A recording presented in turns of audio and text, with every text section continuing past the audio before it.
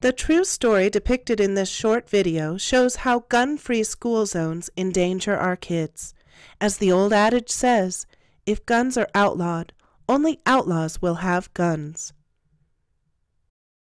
Moved by good intentions, Congress passed the 1990 Gun-Free School Zones Act. Americans, especially moms like me, hoped it would keep children safe.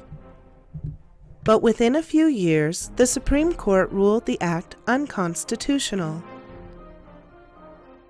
Then in 1996, President Clinton, Attorney General Janet Reno, and Congress revived gun-free school zones with legislative shenanigans buried in an appropriations bill. Gun-free zones are danger zones.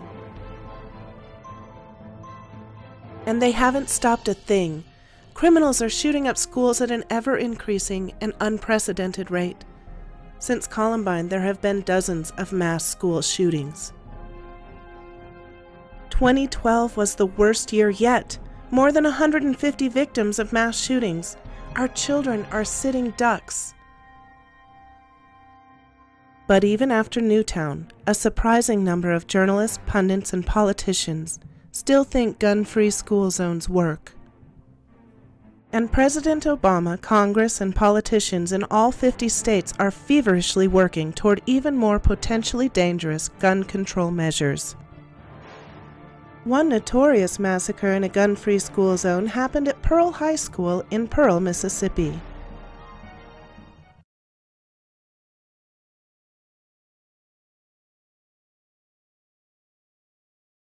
October 1st, 1997 was another typical day in Pearl as teenagers made their way into the high school.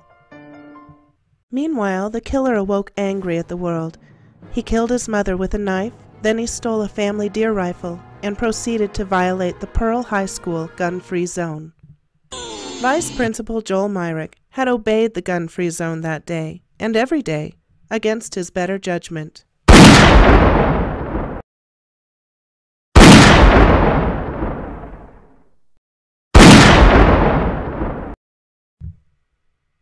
The principal parked outside of the gun-free zone that morning because a gun was locked in a safe in his truck. The gun-free zone kept him from bringing it anywhere near his office, even in a quick-release safe, and it kept him from bringing it anywhere near the shooter. If he'd had a gun, the principal could have taken out the killer. Without his gun, there was no way to end the killing spree. So he ran to his truck to retrieve his gun, then he ran back to the school. The shooter knew cops would come soon. He had a plan to leave the high school and go to a nearby junior high to shoot more kids before anyone could stop him. He made it to his car and was leaving for the other school. Just then, the principal showed up with his gun. The killer stopped and Mr. Myrick ordered him out of the car and onto the ground. "Why are you shooting up my kids?" "Because people like me are mistreated every day. I did this to show society, push us and we will push back. All throughout my life I was ridiculed, always beaten, always hated." "Who are you? State your name." "You know, Mr. Myrick, it's me, Luke. You tipped me good last week when I delivered a pizza to your house." "Oh dear God, one of my own students?" Police eventually arrived and arrested the killer without incident. Media mostly ignored the principal's heroic act, even though he had prevented yet another school shooting. Only God knows how many kids the principal and his gun saved that day. When interviewed years later, the principal explained that he could have stopped the killer sooner if it had not been for the gun-free zone that put great distance between him and his gun. The principal obeyed the gun-free zone. The killer did not.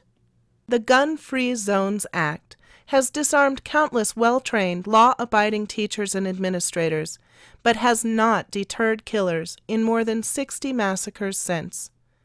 Maybe gun-free zones don't work. Maybe they are killing our kids.